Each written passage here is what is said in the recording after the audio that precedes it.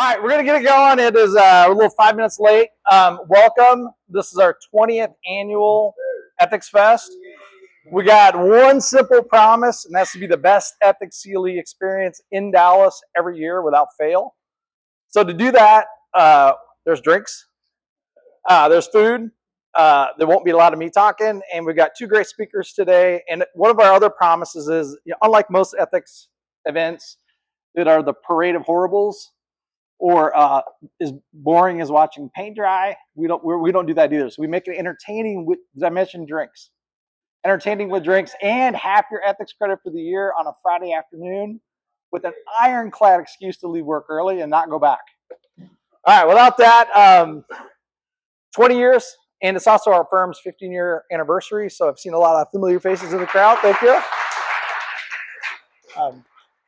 I'd like to thank everybody that helped us, clients and referral partners, make that happen. You think you guys pretty much know what we do. We also have an executive space for lawyers called Engage. We've got several Engage members here as well. Our agenda is the speakers are going to start in about 1 minute, and then we're going to be done around 4, and then after that, there'll be drinks in, weather permitting, golf outside. All right, our first speaker is Carrie Phaneuf. Did I get it right? Okay. And she's going to talk to us about top of mind ethics issues for in-house counsel. And our second speaker is going to talk about AI, because it's 2024. We couldn't get by without having some kind of AI presentation. And I just came back from Vegas this morning at like 6 a.m.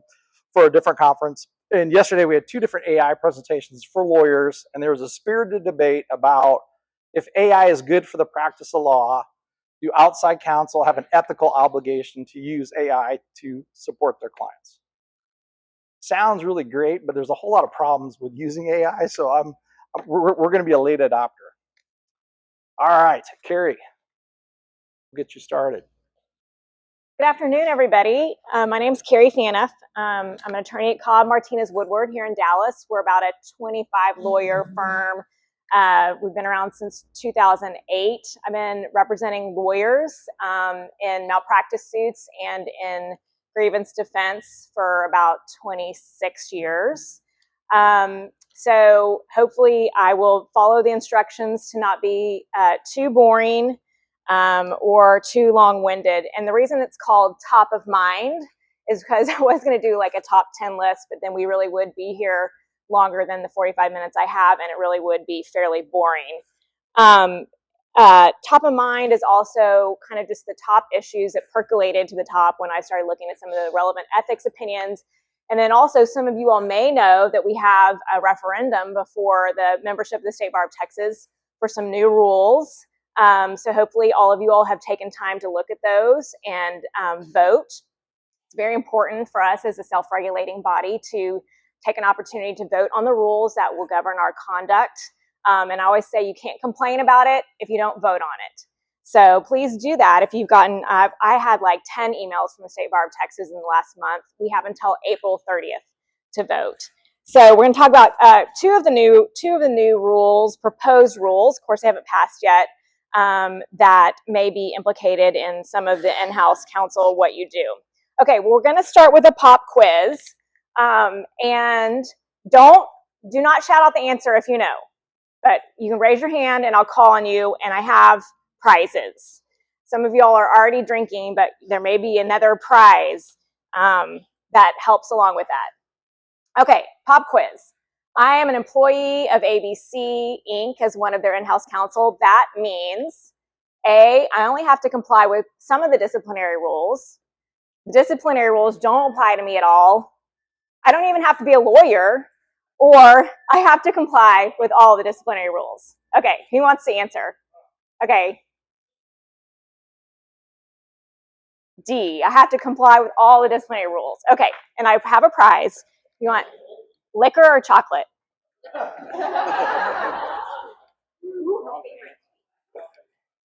Okay, that is courtesy of the high school senior spring break that I recently went on. Okay, so in the disciplinary rules, terminology is at the beginning, and it defines what a firm is, because a lot of the rules refer to firm. And then it very clearly includes corporate counsel or people that are employed in the legal department of a corporation. And then the ABA model rules also have a comment that says it's very clear that with respect to the law department of an organization, that is part of a firm, what a firm is when we're talking about firms. And if then there was any question, there's a 2013 case from New Jersey called K, and I'm going to butcher the last name, Rosenfielde, I think. Anyway, the lawyer was the general counsel and the COO for a bunch of different related entities. He did a bunch of transactions that were all pretty beneficial to him and not so good for the other folks involved. It's a very lengthy opinion, and we won't go into all the boring details, but he did try to argue, or his attorneys tried to argue on his behalf, that Rule 1.8 in New Jersey, it'd be Rule 108 here in Texas, didn't apply to people that were in-house counsel. That was really only applicable to people in private practice.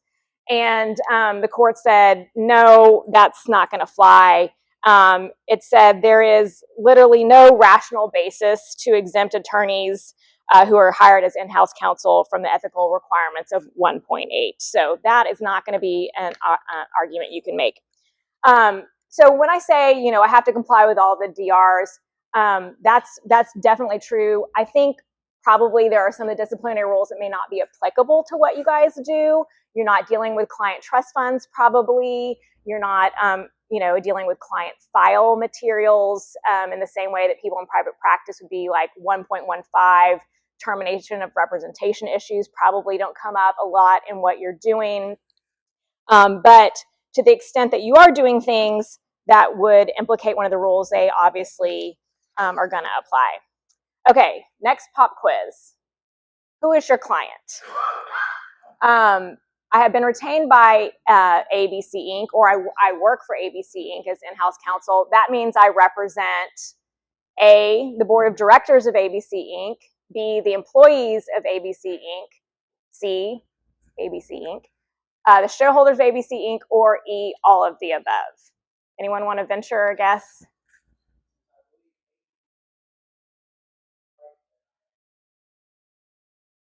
So there's really not a right or wrong answer there, but I'm going to give you a prize just because you raised your hand to participate.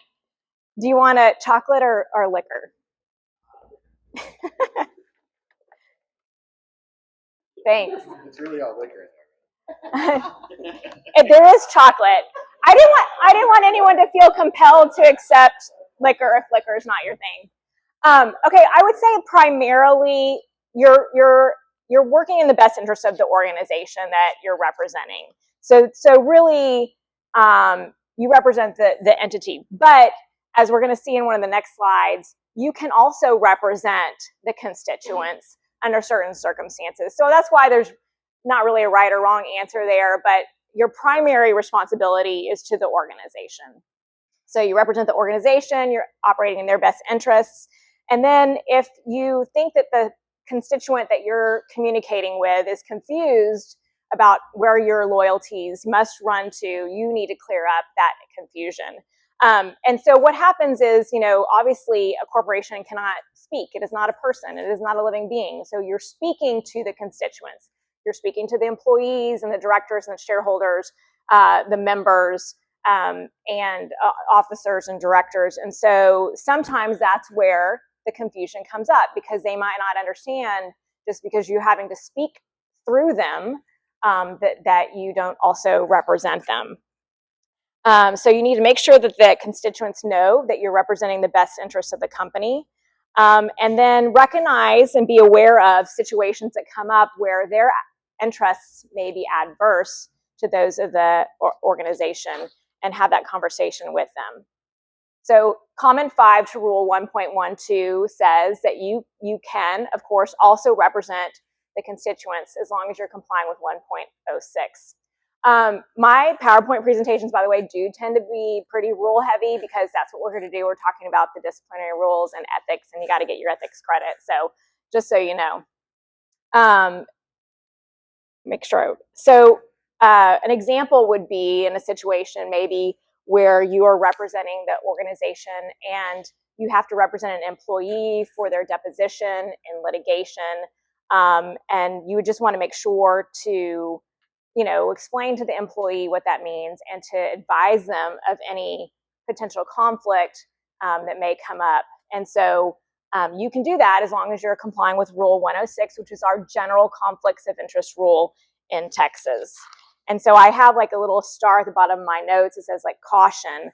And we're going to talk about a case where that was a problem. But this is the general conflicts of interest rule. Hopefully you all have all seen it or reviewed it. So you may think that as in-house counsel, you are insulated perhaps, or you have some Teflon or some armor that means you can't get sued for malpractice or have a disciplinary grievance filed against you. But there was a case that was pretty interesting out of California from 2013, the Yanez case versus Plummer.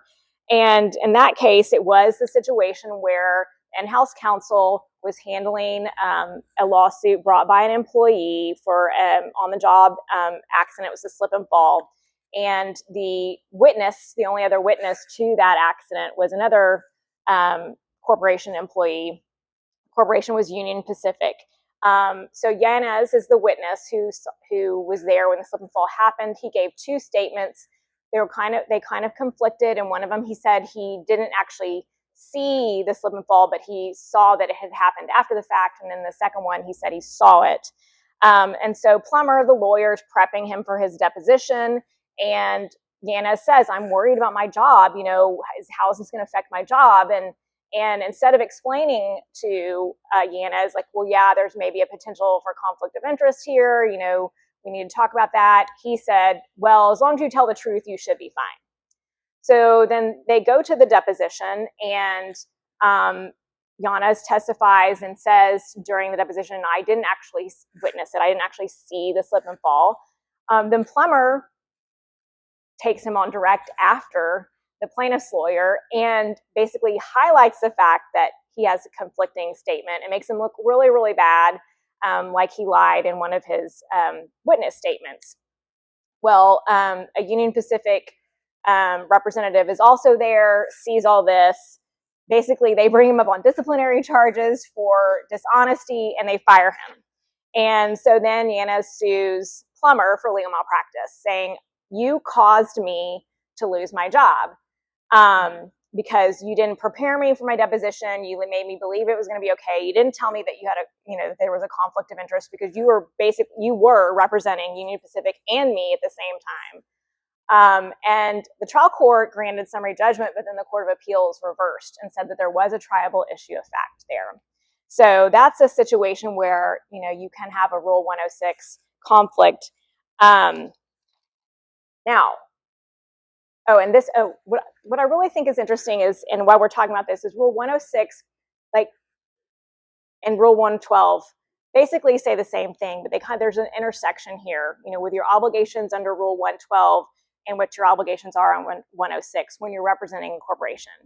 If you haven't read Rule 112 all the way through and the comments, and you are in-house counsel or you're representing a corporation, that I would really highly recommend that you read that rule. It's got a lot of guidance in there about what to do in particular situations that may come up, particularly when there's an adversity of interests, or when you learn information from a constituent that may be adverse to the organization of who your loyalty is running to the organization.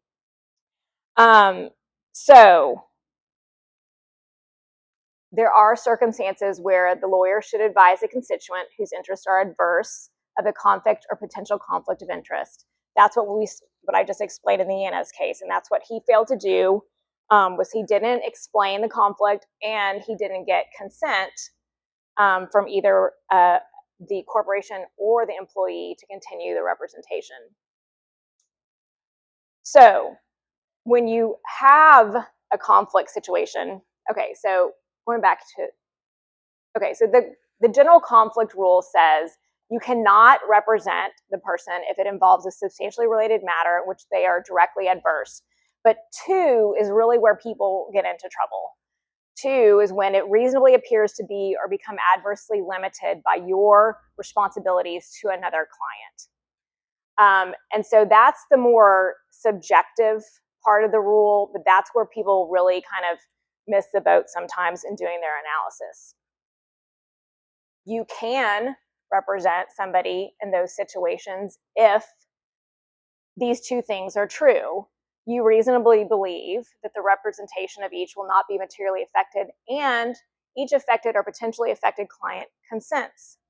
Now, in the new rules that are being proposed by the state bar that we're supposed to be voting on, informed consent is now a new defined term.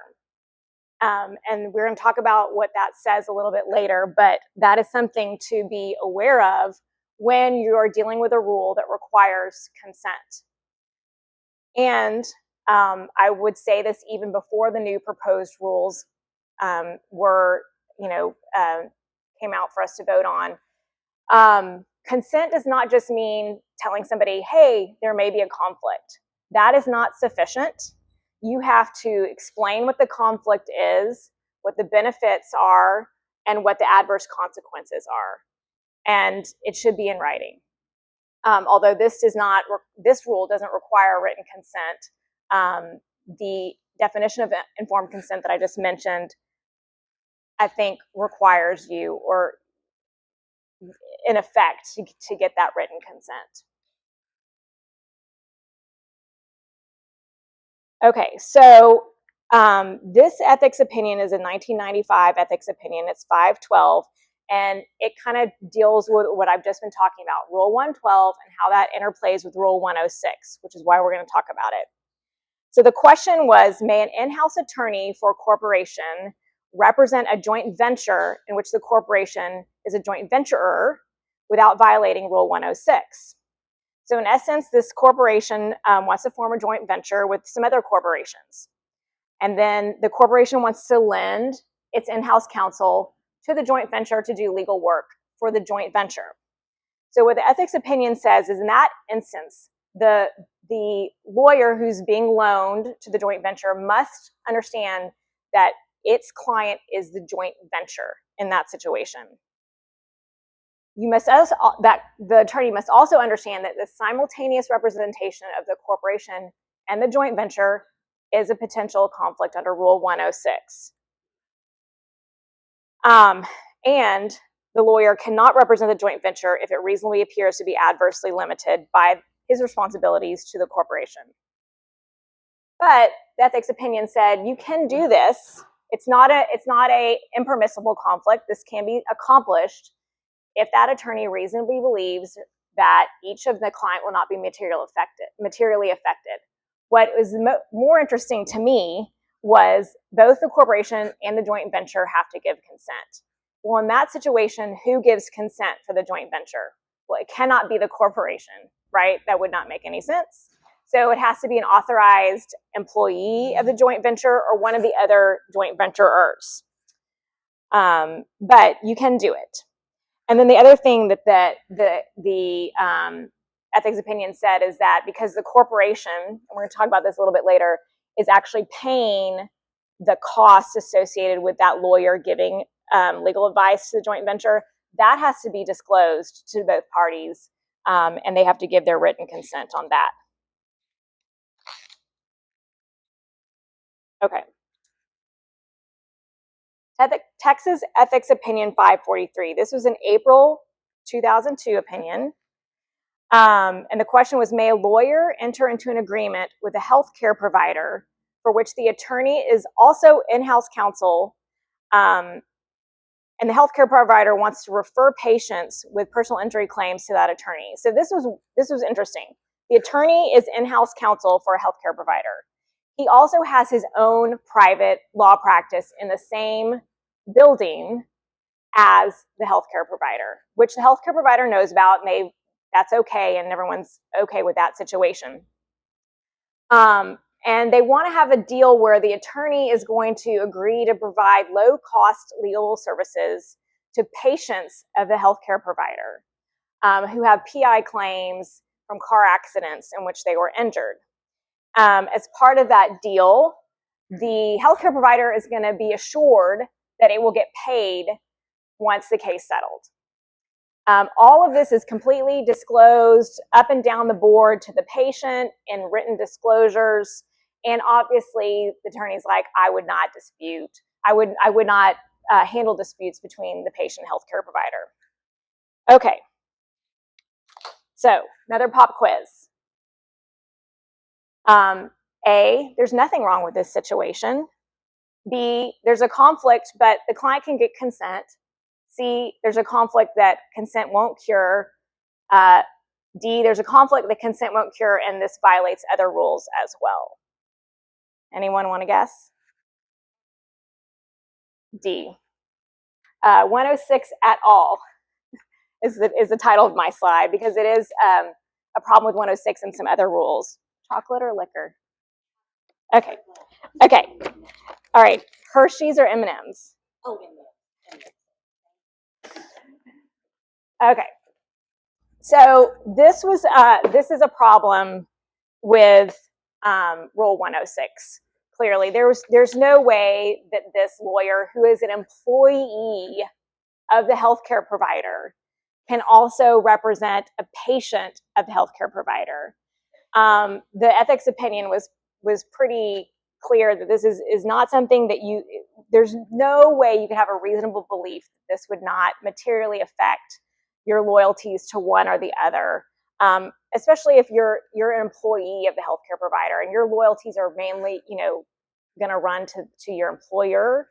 And they had a lot of problems with this. So it's an impermissible conflict. There's no way to get consent that would cure it. You're serving two masters.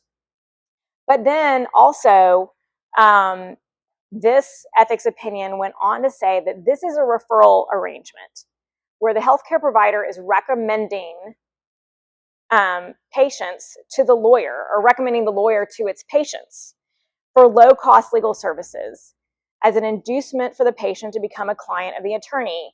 This was a problem under Rule 703 because it determined that in offering low-cost legal services to patients, it was giving the healthcare provider a competitive advantage over other healthcare providers that they couldn't provide. And then the healthcare provider is also getting assurances that it's going to get paid from the settlement when the case settles. And so 703 is a rule that talks about prohibited solicitations and payments. And basically, it's the Barratry rule. You cannot offer to pay something to someone. You do not offer to pay or give something of value to somebody in order to obtain legal services. So that's a pretty big problem there.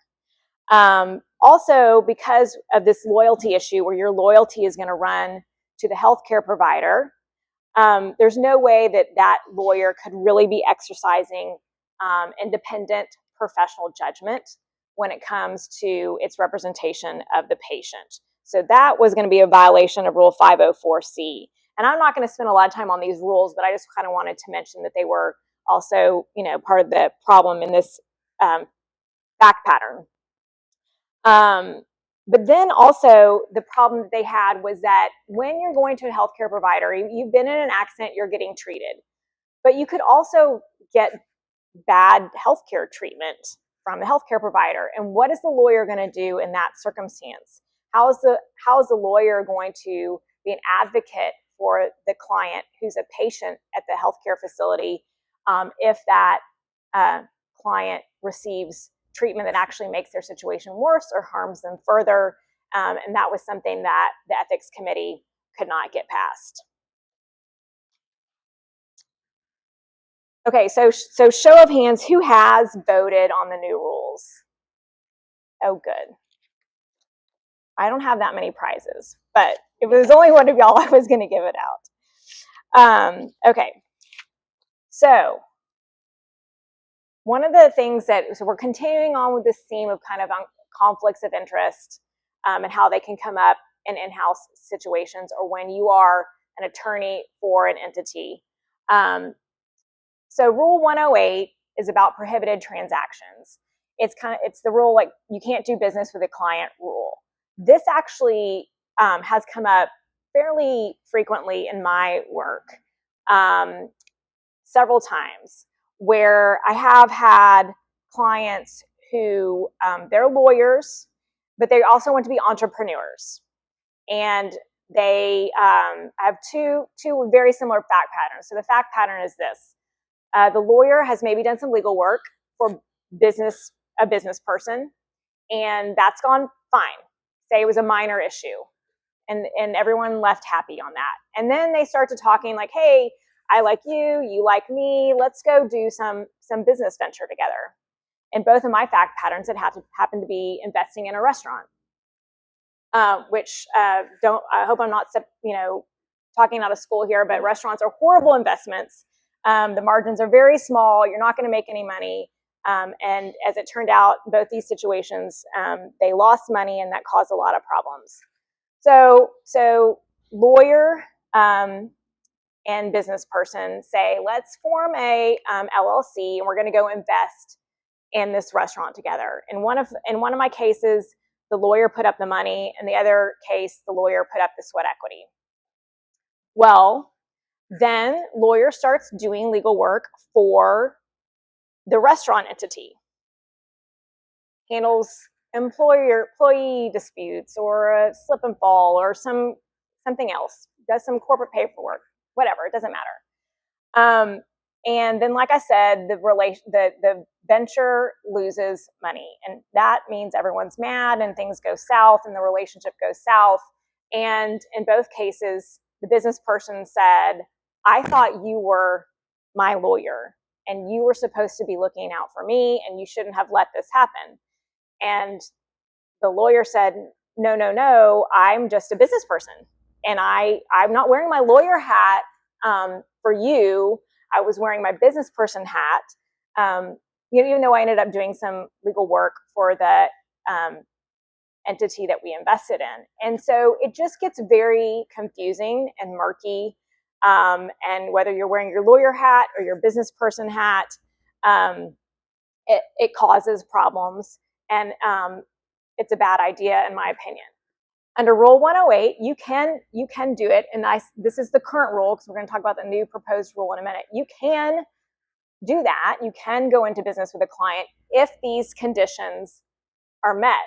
And where people get tripped up is they don't do these conditions, or they'd only do maybe one of them, or they don't do them all the way. They think that they've given there's consent, but maybe there's not consent. They think it's fair and reasonable. I mean, that's going to be a fact question, right? And so there's just always some kind of something that's a problem here. And also, by the way, the state bar doesn't like these. They don't. They're never going to side with you as the lawyer. It's pretty hard to overcome. If you're in a lawsuit, that the presumption is also hard to overcome, that the deal was fair and reasonable to the non-lawyer, right? Okay, so this is the current rule. This is the proposed Rule 108. And it's pretty interesting to me what they added. The main thing that they added to all of these is that under 1, 2, and 3, those things it's made clear now that those have to be in writing, and there has to be informed consent. So previously, at least with respect to 1 and 2, it didn't specifically say in writing. In writing is defined. It's a new defined term, which means that it has to be given in writing by the person, or a writing reasonably promptly by the lawyer that confirms an oral informed consent.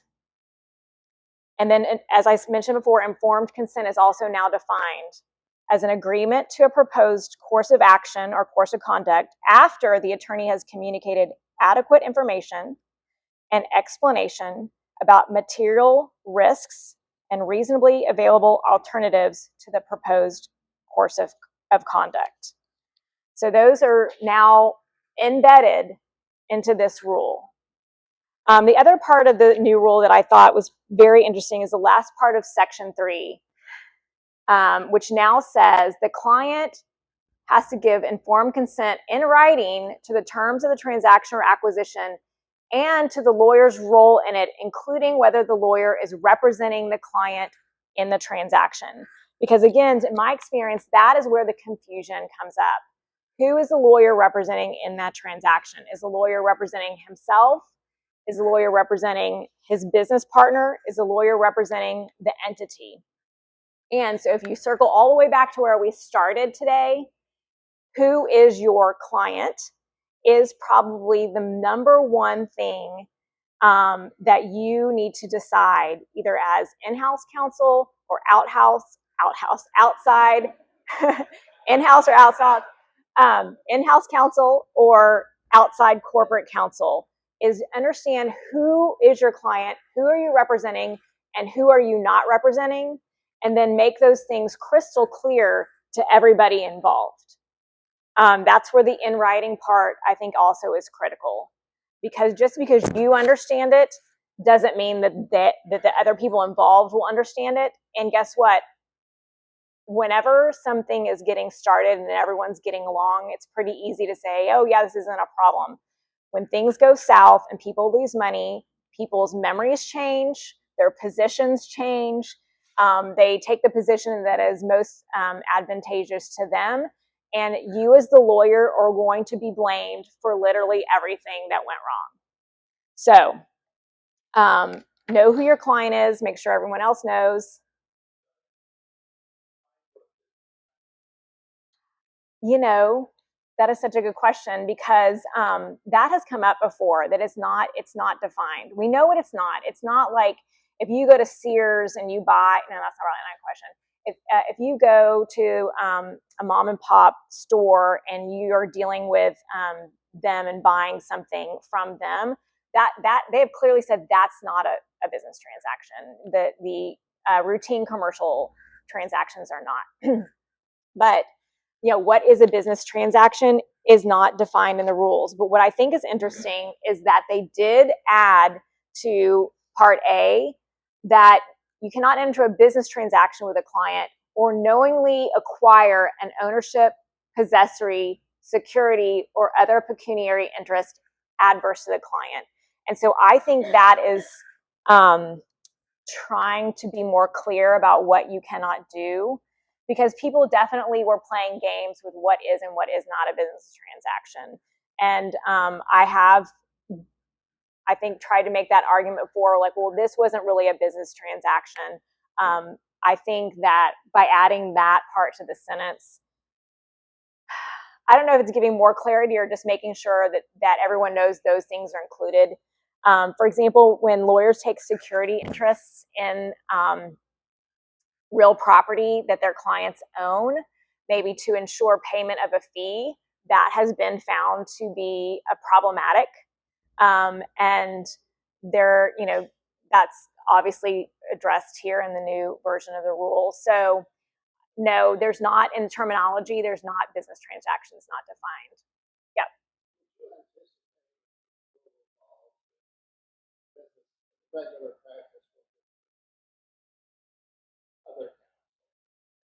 Yeah, I mean, and it says here that you have to tell them to get independent counsel. Yeah. Well, I mean, best practices is to do that. Best practice is to do that anyway. I mean, to tell them that they need to get independent counsel. The problem is that sometimes when you're doing these deals, everyone's trying to save money, and if they go get an independent counsel, it's more expensive, and then also sometimes that can kill the deal, right? I mean, you can have it over lawyered when you have two lawyers involved and they're over papering things and they're overthinking things. And so I think there is a balance there.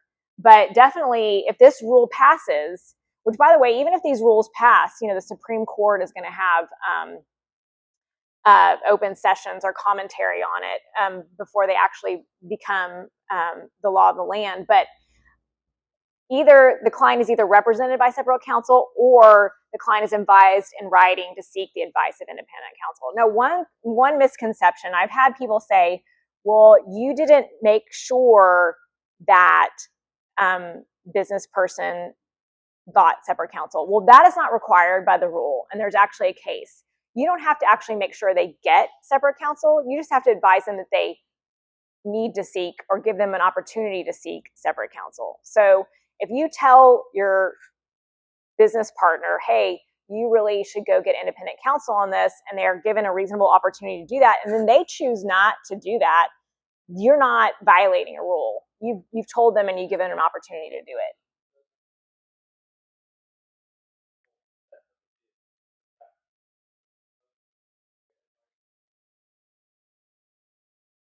Well, informed consent means you've advised them of the risks and of the reasonable alternatives. So again, you have to tell them more than just like, hey, I need your consent to this. I mean,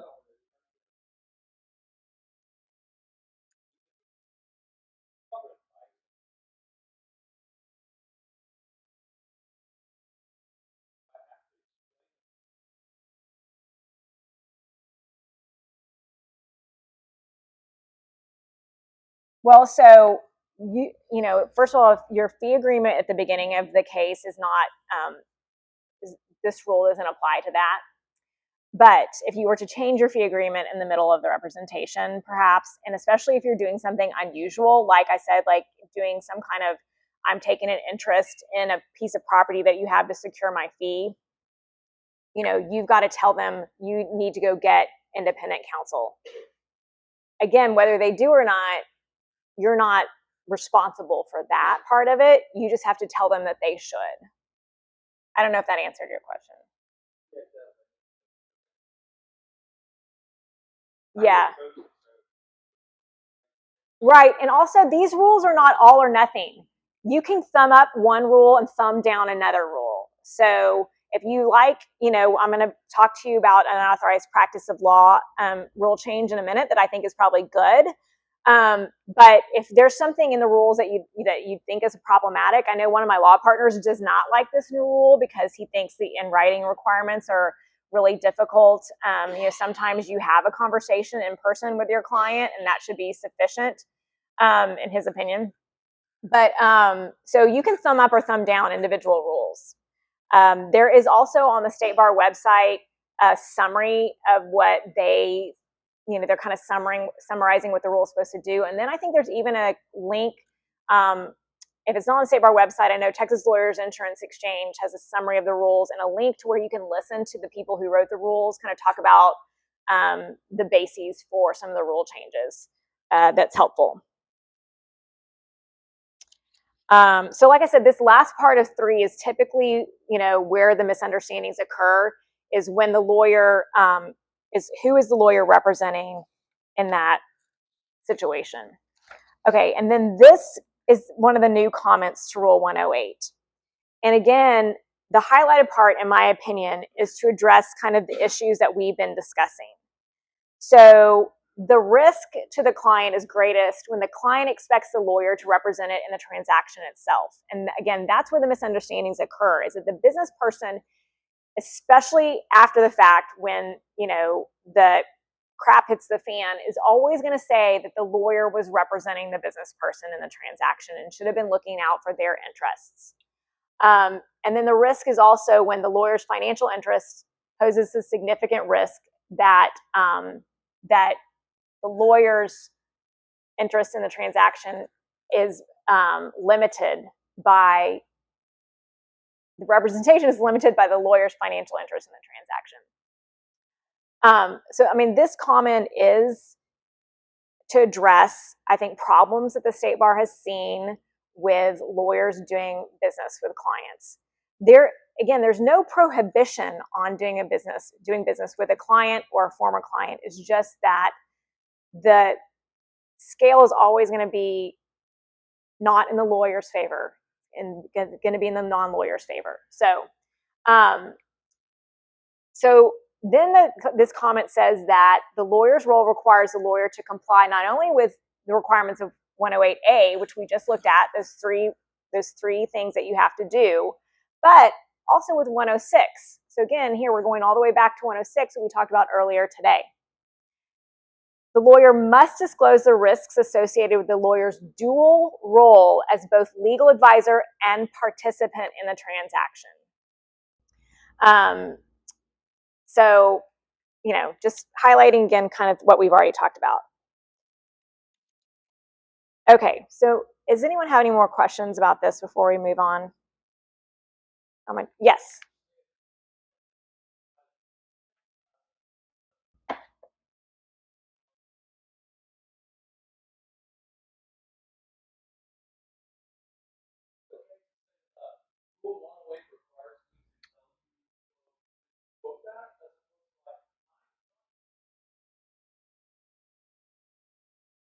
Well, I think you have to say what the risk is. I definitely would quote this, but I think you have to give them the information of what is the risk and what is the benefit. What are their alternatives? And so maybe the alternative is you don't have me do this deal with you. That would be very sad for both parties. Or maybe the alternative is you go get your own attorney. But yeah. Okay. I think I'm getting short on my time. Yes. All right. Well, real quick, I'm going to skip confidentiality. All I want to say about confidentiality is that confidential information is client information. So you need to know, again, who is your client. Not everybody that works for your company falls in these definitions of client and client representative. So if they don't, you can't talk to them about confidential stuff. Got it? Okay. All right. The unauthorized practice of law actually comes up a little bit and quite a few times actually in the ethics opinions, because it's the corporation is doing something that makes it where it's providing or offering legal services. And a corporation obviously is not a lawyer and cannot do that. And so everybody knows this is a general rule. You can't practice law if you're not licensed in the jurisdiction. And in Texas, you have to be a member of the state bar. This is what the practice of law is defined at. It's very broad in Texas. But here's a new rule that I think is relevant and why I wanted to skip ahead. Before, our UPL law was not clear on remote practice, which has become pretty standard in today's world. If you're in Colorado, can you service Texas clients?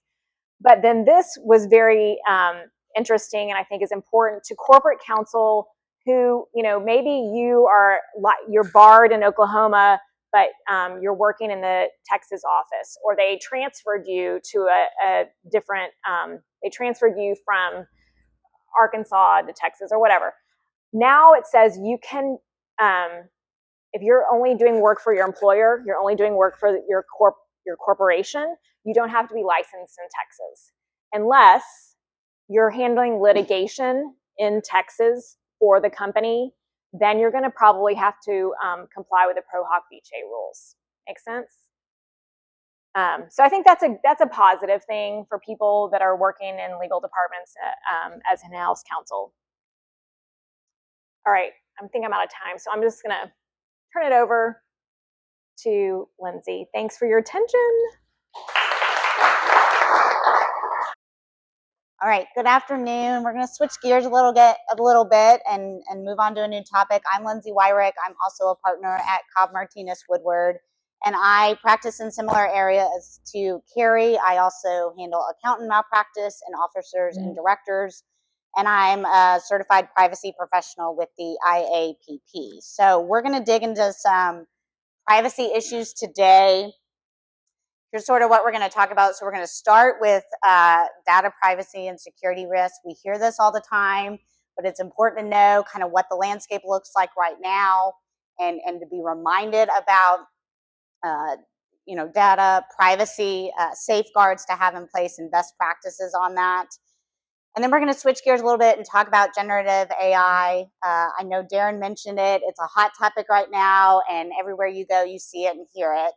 And so we're going to dive into that a little bit, talk about how prevalent it is in our lives and in our industries, and then talk about some pitfalls when it comes to using AI. Okay, so we're going to start with, let me go back, just sort of looking at where the landscape is of data breaches and cyber crimes. Still very much a thing, and it's still very much prevalent in the legal industry and the types of industries that we work with. So here's some recent statistics. This is from Verizon. Every year publishes a data breach investigations report, and this is from their 2023 report. So 95% of cyber crimes are financially motivated, which is probably not surprising, but you always hear how expensive data breaches are, and this is why, because that's the motivation, right? And there's usually ransomware involved with it. There's usually certainly dealing with it internally and providing notices and the like. All of that is really expensive. 83% of breaches involve external actors. And so while there certainly often starts from inside, usually there's an external actor involved with these breaches. 74% of data breaches involve a human element. And that's why we're talking about it, right? Because we're the humans that do the things we're not supposed to do from time to time, and can result in a data breach. 49% of data breaches involve compromised credentials. So that's pretty high. And so that's why we hear a lot about protecting our systems, protecting our computers and the like, because if you don't have those appropriate credentials in place, that's one of the main risks. Okay, so there's some common cybercrime patterns. Some of this you've heard more about than others. And cyber criminals change their approach, right? They get onto one thing for a while, and then people get smart and shut that down, and then they jump onto another thing. So social engineering, you've heard a lot about, and that's been around for years, but it's still very much a thing, right? The phishing, the smishing, the vishing, there's all different kinds of words, but at the end of the day, it's someone influencing an insider in order to get into their system. So we all still get those emails that look suspicious, and a few years ago they looked really suspicious. Now they don't look quite as suspicious, and it almost always involves a link of some kind. So we're just very clear with our folks: do not click on links if there's any question. Make the phone call. Don't send the follow-up email. That doesn't help either. Make the phone call. Connect with that person. So just be aware that's still very much a thing, and they're becoming more and more sophisticated. I mean, sometimes I'll get an email, with a document download or an Amazon something, or you need to update your credentials with Microsoft, and I'm like, well, that looks pretty legitimate, right? So just be aware they're becoming more sophisticated, and that's still very much a way of getting into our systems. There's web application attacks and there's system intrusions. So web application is where they get in through one application, get the data they want, and they get out. System intrusion is what I think we all sort of think of as the worst case scenario, where you go into your systems and the screen is black, or there's some funny face on the computer and they have totally infiltrated your system, right? And that's everyone's worst case scenario. And we've certainly had clients that have dealt with that situation. Miscellaneous errors, just unintentional actions, again, that human component that can compromise a system or data within the system. Privilege misuse is where there's legitimate access that someone has that is then given to someone that should not have access, whether that's intentional or unintentional. And so, just be aware of those privileges staying within the company and not going outside of the corporation. Lost and stolen assets. So this is the case of the lost computer, the lost phone. Now, we have almost all the same data on our phones. And so we've got to think about that as well. And then the denial of service is overwhelming the system with requests to eventually make it unavailable. And so that's something that's been seen recently. So those are some of the just, industry neutral, these are some of the cyber crimes that we're seeing across the board. So turning to the legal industry, the ABA does reports every year on legal technology and on cyber breaches, et cetera. And so this is the most recent report that came out in 2023, and this is what the ABA reported. And these numbers shift from year to year because they're seeing more respondents, which is good, but when you see more respondents, you often see that lawyers are doing less and less what they should be doing. So 80% of respondents said they have one or more policies governing technology. And that statistic sounds great, but at the end of the day, there's probably 3 to 5 policies that every law firm corporation needs to have in place. And so, a lot of people have policies related to emails, computer usage, social media, but they may not have policies on information security, data breach, data response, or data breach response. So that's a good number, but there's a lot within that percentage. The most common tools for protection are, you see spam filter, firewalls, and anti-spyware. Those are all critical safeguards to have in place. We'll talk about a few more in a minute. 40% of firms reported having cyber liability insurance, and that number is way lower than it should be. We're at the place where all law firms need to have cyber liability insurance. It's getting more and more expensive. It used to be relatively cheap. It's a market that's continuing to evolve and develop, and it's not always easy to get. It's a process to get cyber liability insurance, but law firms need to have it. And then 29% of firms reported experiencing a security breach. And again, that number depends on the number of respondents, right? And security breach is not the same as a data breach. So a data breach is where there's actually data that's compromised. A security breach are these examples. But that's still a fairly significant number. And again, you can assume that's underreported. Okay, so we're going to talk about a few best practices for data security, and this is really across all industries, whether for law firms, for corporations. This is sort of a comprehensive list that, of course, then you need to drill down for your particular industry. And I'm just gonna, this topic could be its own hour presentation. So I'm just gonna hit the highlights because it's important for us to have these top of mind, not only for your internal companies, but you want to make sure your external partners have these in place as well. So, written information security plan, and we'll get into the more details of this in just a minute, but law firms and companies need to understand what data they have and how they're keeping that data safe. Multi-factor authentication is just a no-brainer these days. It's free most of the time. You can find a free way to get this. We hear complaints about it often because we require it whether you're at home or at the office or wherever you are. And, it's annoying. I got to have my cell phone. I got to do 2 to 3 clicks. It's absolutely necessary.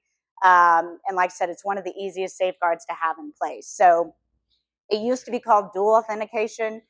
And 2 steps or more is considered multi-factor authentication, but we're going to get to the point where there might be more steps involved. Complex passwords. We talked about compromised credentials being one of the ways that the cyber criminals get in, one of the most common ways. And so it's important to have complex passwords, to change your passwords often, not to reuse your passwords, not to use your date of birth, not to use your kid's name, your dog's name. I mean, we're to the point we need to have passphrases. Use a password manager if you can, but that's a really important component. We're eventually going to get to the place where we have pass keys, which is a digital technology to get into our systems, but we're not there yet. We're still in the age of passwords, and so it's important to keep up with those.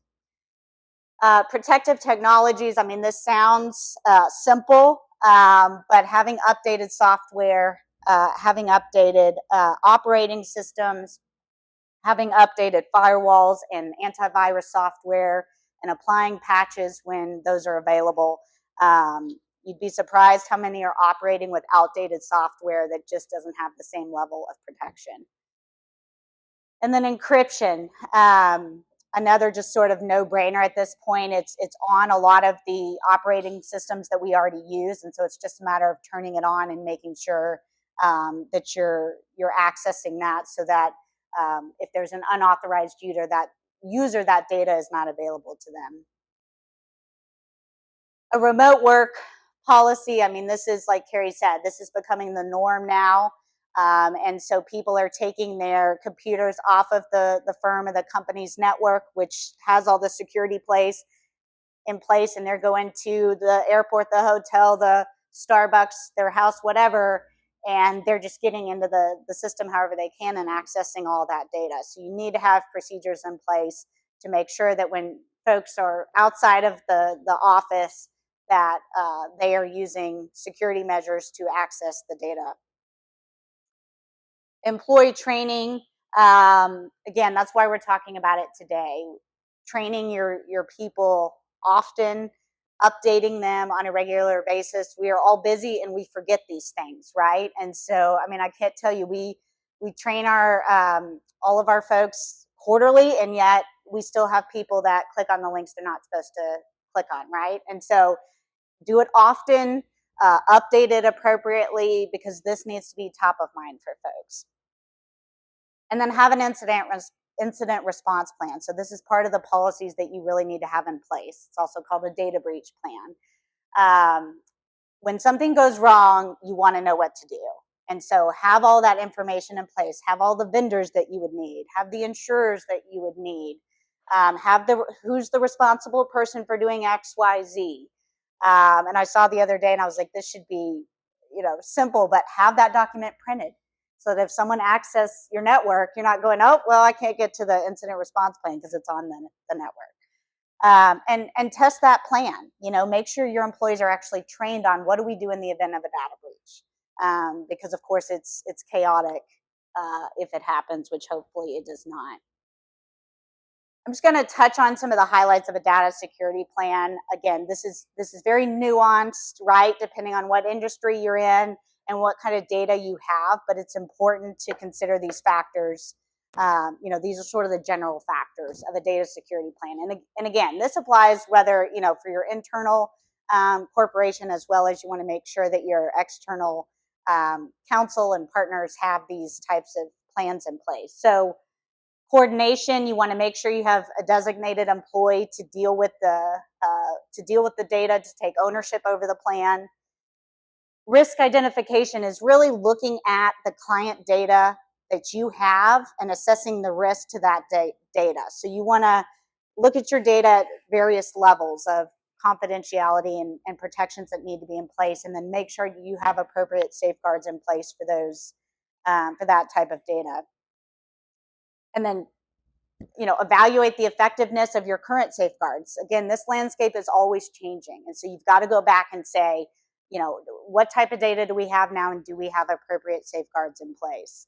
And then think about your service providers, right? We all use vendors in various capacities. You want to make sure, and we're sharing our information with those vendors. So you want to make sure that your vendors have confidentiality obligations and that they have data security safeguards in place, and that they're actually complying with those requirements. And then, of course, just continuous improvements as things change, as things are tested and monitored. And then having a key checklist. So on things like employee training and management, information systems, and detecting and managing system failures.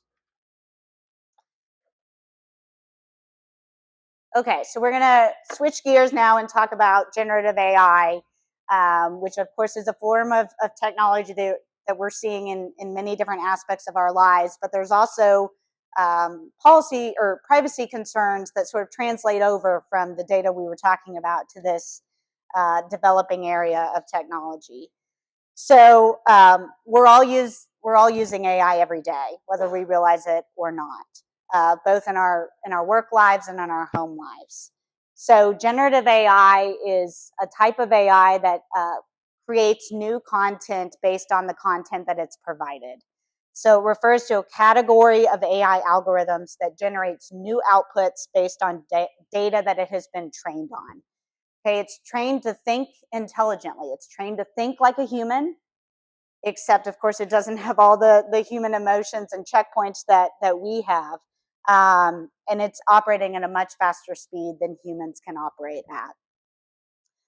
So of course we all, the AI world sort of blew up on a large scale when we heard about ChatGPT, which was released in late 2022, although there's earlier versions of it. It's been around for several years.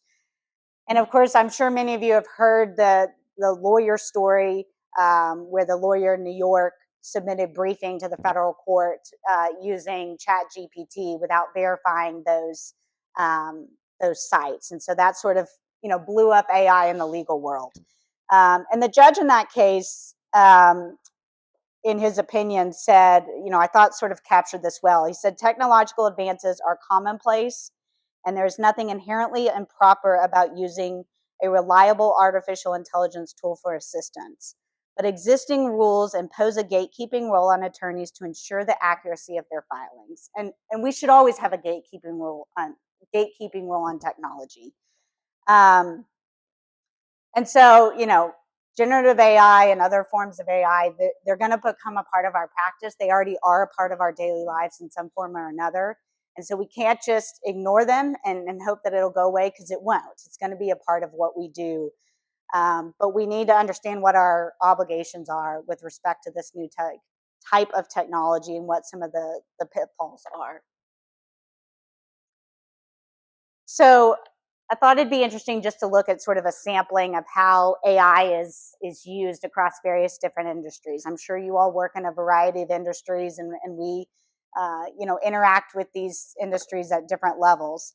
But just for some examples here, so in e-commerce, you see it in targeted marketing, personalized recommendations, and inventory management. So when we're out shopping, we're seeing AI at work all the time. In education, we're seeing it to tailor education to particular students' needs.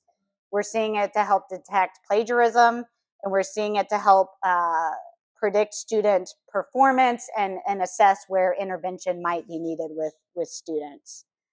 In the finance world, we're seeing it in fraud detection, in trading and credit scoring, and in risk assessment. And then on the investment side, you're seeing it in analyzing market trends, assessing risk tolerance, and providing personalized investment recommendations. In healthcare, you're seeing it in improving diagnostics, enabling personalized medicine, with drug discovery as well, and then with wearable devices and with IoT health monitoring systems. So I know a lot of people with different conditions, like you may have something that's an app on your phone that helps regulate that particular condition, and that's becoming a really important part of our medical world. And then at home, we certainly use AI with things like our smart devices, with domestic robots, with your home security system, and that's going to continue. In the manufacturing world, you see it with quality control, predictive maintenance, supply chain optimization, and robotics. And then in security, it's being used by law enforcement for facial recognition, for surveillance, and for threat detection. And then, of course, in transportation, we're seeing it with self-driving vehicles, which, ultimately that'll be mainstream, traffic management systems, route optimization, and drone delivery. It always makes me laugh. If you visit a college campus, this is where I see it the most, and you see the little robots delivering food to the college kids. Also, if you go to Chick-fil-A, inside the Chick-fil-A, you may have a robot deliver your food to you. So it's out in the world in various forms for sure. So I wanted to show this commercial. I just thought this was kind of a neat demonstration of AI. So Coca-Cola launched this commercial in 2023, and it has really prides itself on sort of being on the forefront of using AI in marketing and in advertising. And so it created this advertisement using OpenAI, including a generative AI image model and ChatGPT. And this is how Coca-Cola described this particular commercial. Coca-Cola brings together iconic Andy Warhol painting with roster of master classics and contemporary works in new global masterpiece campaign that launched in March 2023. It's an AI-powered campaign showing some of history's most renowned artworks while using breakthrough artificial intelligence. If you have a chance to see this, it's called the Coca-Cola Masterpiece advertisement, and it's just a really cool commercial, and you can see just how powerful generative AI is in the marketing world.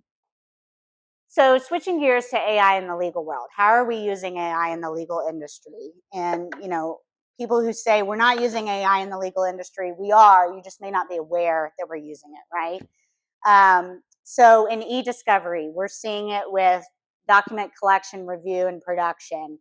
And really that's the place where I think we're going to see it the most, sort of in these next few years, because e-discovery is so massive at this stage. I mean, we are collecting data from many sources, and it's often a massive amount of data, right? And so, I mean, I know we have some cases where we cannot even review everything that's being collected. We cannot keep up with that pace, right? And so this is an area where we're really going to need technology to assist with those reviews and really make it manageable. And I know we have clients that have requirements that we have to use certain technology in our document review because they recognize otherwise we're going to spend all of our waking hours reviewing documents in the case, and that's just not practical.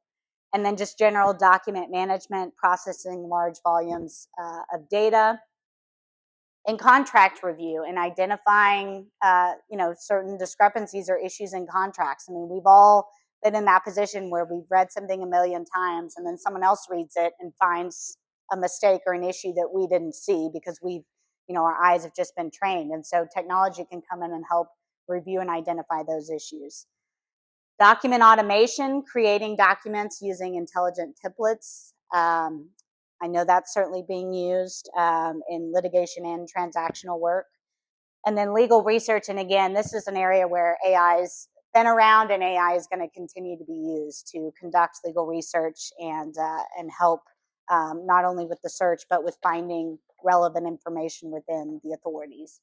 Some examples of AI in the real world. So I thought it'd be interesting just to walk through a few examples, and you can just think to yourself whether, yes, this has been a real world example or no, it has not. Okay, there they go. AI product Watson defeated human champion in a game of Jeopardy. Artwork created by AI sold for over $400,000 at an auction. Deep patient acting as a diagnostic assistant to clinicians in a hospital setting to improve diagnoses in difficult cases. Or ChatGPT passed the bar exam. And the answer is that all of these things have happened with AI. So you can just see, and some of those are a few years back and some of those are more recent, but you can just see the examples of AI playing out in the real world, right? And the fact that a generative AI model is able to pass the bar exam just answers the question that AI is relevant to the legal industry. So we're going to talk about a few pitfalls and ethics issues related to AI. So it's certainly a cool tool that's available to us. It's available to our clients. It's available in a lot of industries, but there's some pitfalls with it, as there are with any sort of new technology. So Carrie mentioned the confidentiality rule, and that's really the biggest concern with this type of generative AI.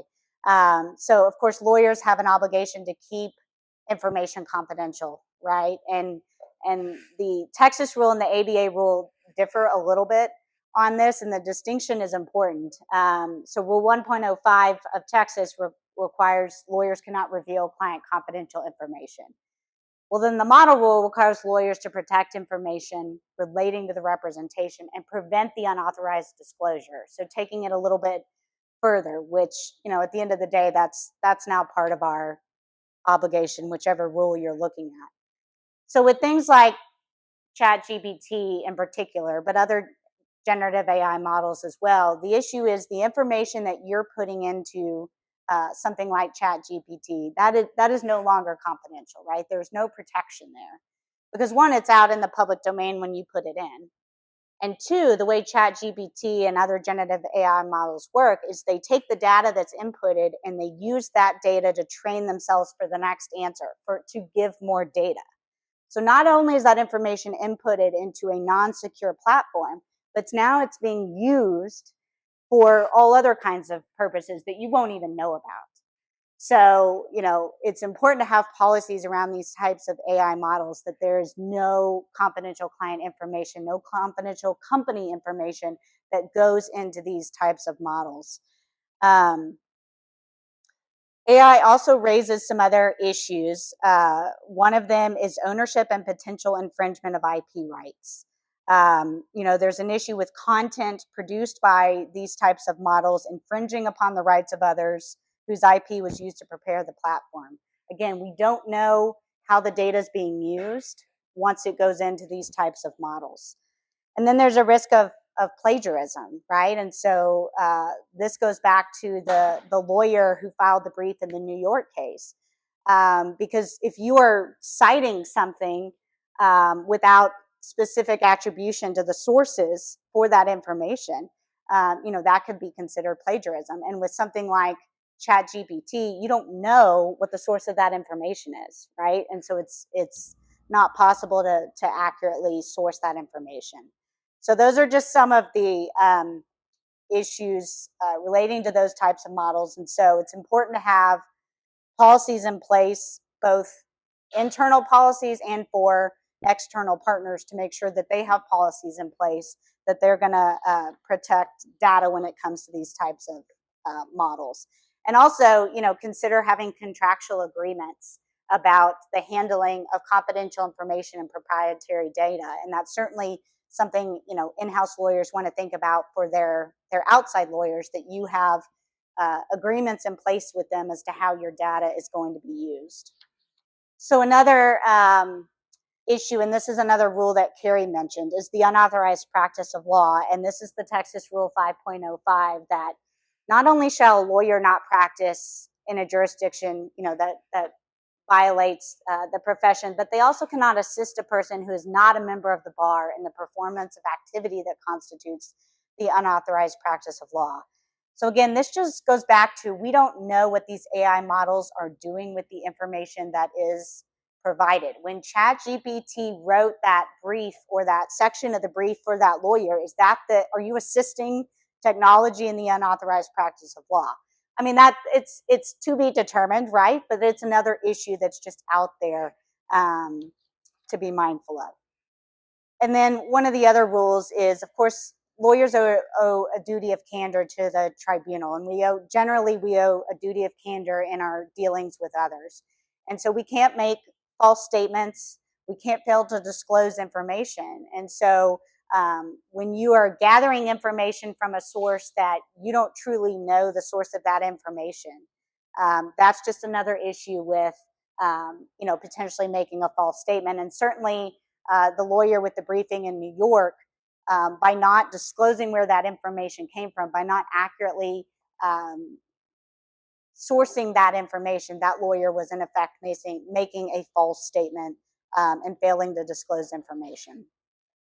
So, of course, this is a evolving landscape, right? And as is often the case, technology is faster than the policies and the regulations that guide how we should interact with that technology. And so we just have to use caution, right? I'm not one of those who's, we shouldn't be using technology because we don't understand it, because the reality is we're using it in one form or another. And we just need to be mindful of what our obligations are and what the best practices are related to that technology. So the ABA came out with a resolution that has guidelines for organizations that design, develop, deploy, and use AI systems and capabilities. And that's all of us, right? We are all, we may not be designing it, but we're all using it or deploying it in some fashion. And so here are some of the guidelines. And again, these are pretty high level because the bar is trying to keep up with this fast-paced technology and how to govern it. And so that's going to be evolving, but these are some sort of high level topics. So the first is to ensure that the products, services, systems, and capabilities are subject to human authority, oversight, and control, right? And so again, it's that human gatekeeping role. Yes, we rely on technology, but we are the licensed professionals. We are the ones with the ethical obligations. And so we need to be providing that gatekeeping role of making sure we're using this technology responsibly, and we're protecting confidential data. And then the next one is that individuals and organizations should be accountable for the consequences caused by use of AI products and services unless they have taken reasonable measures to mitigate against harm or injury, and so, reasonable measures, that's a subjective standard. And so that's subject to interpretation. But it goes back to this idea of responsibility, right? We are the licensed professionals. We are the responsible ones. The legal technology does not, or the technology does not have legal status, right? It does not owe duties. And so it's on us to be accountable. And to be accountable for things like compliance, ethics, fairness, non-discrimination. I mean, you've heard probably about the biases that go into these generative AI models because they're getting biased information that they're being trained from, and then they're producing biased information. And so again, we need to be that gatekeeping role to help protect against that biased information. And then the third one is developers should ensure transparency and traceability of AI products and services. And so transparency is really the disclosure to ensure that people you're interacting with understand when they're engaging with an AI system. So just that disclosure of what technology is being used. Also to ensure that decisions are fair, robust, and empirically sound. Now, the difficulty with this is we often don't understand the AI technology that we're using, right? It's sophisticated, it's advanced, and it's ever changing. And there's not training modules available for a lot of the things that we're using, and it's constantly changing. And so, that sounds good in principle, but it's a little bit difficult to implement. And then traceability, which is complex processes documented in a way that's explainable. So just understanding, again, what information is going into these types of technological models and how that information is coming out and how it's being used. And so, to sum it all up, it's one of those, it's going to be a part of our practices. It's going to be part of the industries that we're a part of. We're going to hear about it and see it more and more. And so we're going to be using it in one fashion or another. But we need to do so with caution. We need to do so with thoughtfulness, and we need to do so with oversight, just as we do in all other aspects of our profession. All right. Well, I know it looks like it's not raining anymore. I'm competing with golf time, so happy to turn that back over. So we've used their firm for about 15 years, and I really want to plug them. If any of you guys have an ethical question, they've been great. I know that no lawyer in this room is like this, but in the past, I've asked a lawyer, like, hey, X happened, what should I think about it? And I got back, well, you can't do this, you can't do that, I don't know. Kind of like all the things I couldn't do, but what I really want to know is what I could do, not all the no's. And so their firm is great because if you ask them with a straightforward question, you get a straightforward piece of advice. So I've always enjoyed that. I cannot recommend them enough. Second, need the biggest round of applause for Taylor, who I think is hiding. Taylor and my wife, who made this all happen.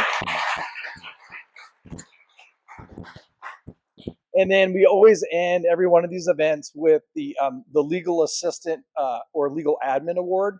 So if you got a great legal assistant or an admin, please drop off her name at the back table. My wife is also head of recruiting, and we'll make sure that award is taken care of. That's it. I don't want to get between you and alcohol. So we are done.